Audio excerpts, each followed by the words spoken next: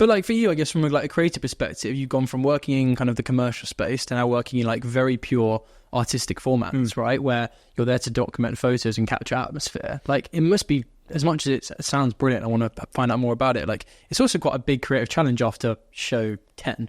Yeah, and I think I was trying to bring what I knew from design to photography. So it was about storytelling. It wasn't just, I think this is probably where a few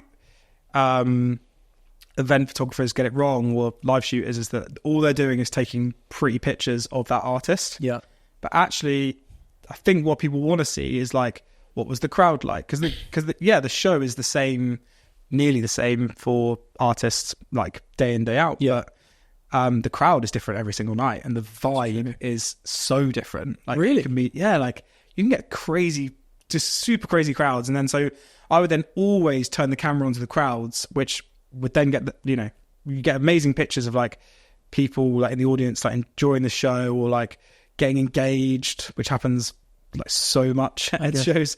And you just like, so then I started building these kind of carousels for Instagram. So it wasn't like one nice picture of Ed on a stage in an interesting place. It was like we built these carousels that would like flow through, so you could scroll it and it was like crowd and Ed, and then like a proposal, and then there was like the place that we were in, the stadium, because like every stadium is, they're kind of, some of them are similar, but a lot of them are really different. And so then just telling that story of the whole night, not just a pretty picture of Ed, or the art, or whatever artist I'm shooting, basically.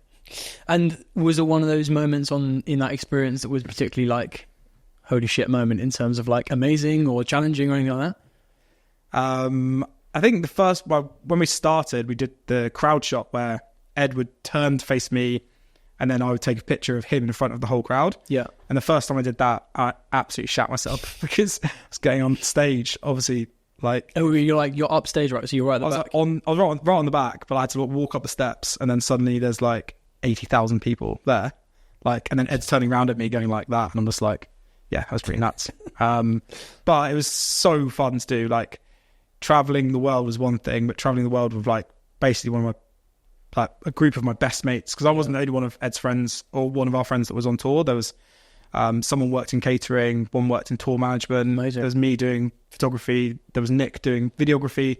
So basically, like, imagine taking 5 of your schoolmates, and obviously one of them becomes one of the biggest global music artists in the world, and then basically touring around together. Like, it was that. And I feel so honoured to have done that with Ed and his team. Like, it's it was a once in a lifetime experience for sure. Did you learn a lot about kind of like work ethic, I guess? Because I guess, stadium tours, global tours, are so much work that goes into just making those happen, as much as they always look flawless and amazing. But like the crews behind them, the teams behind them, the production behind it, like every small little jigsaw that obviously feeds into like running businesses as you do now. Like, there must be so much you must have experienced very quickly from being like a kind of employee in an agency that's fast paced and going into like a moving circus, as they often call it, that's just like constantly trying to find creative perfection. Did you learn a lot in that process?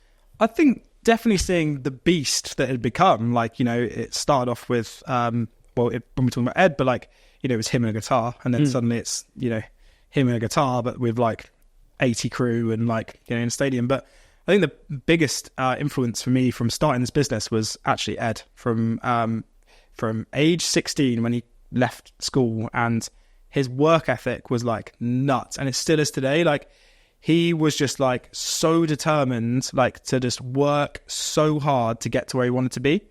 And I'm sure he would admit this now, like he wouldn't be here, or wouldn't be where he was today if he hadn't worked incredibly hard and sacrificed a lot. Like, there was that one, when he first moved to London, he did like 300 gigs in a year. Like, it was just like this crazy, just in the early days. In the early days, it was this crazy work ethic just to keep going. And even today, like last year, I was in a studio with him for a little bit, and he's still just writing. Like, he hasn't stopped. And I think that has rubbed off on me massively, that doing anything is hard. Like, willing something into existence is like a brand or a music artist or whatever it is near on impossible. And you're not going to be able to do that if you're turning up at work at 9 and you're leaving at 5 and you're going back to home to watch Netflix.